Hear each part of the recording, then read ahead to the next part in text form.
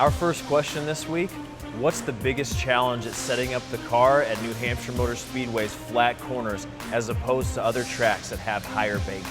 One of the biggest differences at flat tracks such as New Hampshire Motor Speedway is the brake packages that we run on these cars. Flat tracks make it much harder on these brakes, and when you use a lot of brake, you create a ton of heat. And the heat is one of the main reasons the tire beads can come unseated from the wheel. These drivers have to manage their brakes and their brake fans really well, because at New Hampshire, the entry to these corners is under a lot of speed, so they use a ton of braking.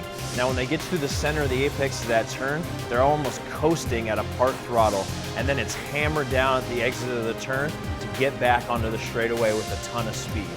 Now this is very different from tracks like Dover that have a lot higher banking and allow these drivers to enter the corner with a lot more speed and using less brake, and then coast throughout and then hammer down on the throttle almost in the apex of the turn. Taking 2 tires versus taking 4 tires is a decision that depends on track position.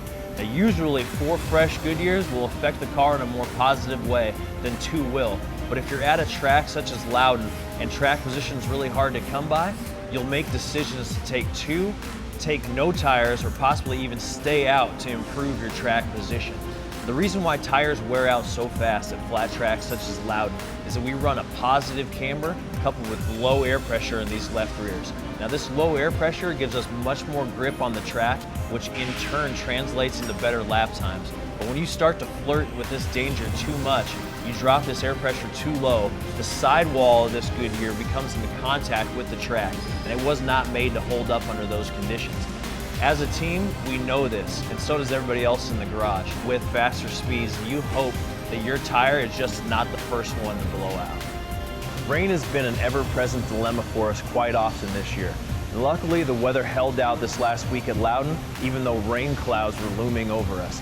Weather approaching such as it was this past week can often change the entire strategy of the race. Changes if we're going to race to halfway or the entirety of the race. Not only does it affect us at the racetrack, but it also can affect us here as well.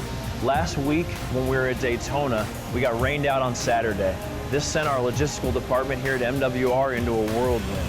Do we get hotel rooms for our teams to stay there, or do we fly them back? Not only that, an extra day at the racetrack affects the assembly of the cars here for the work week at the shop.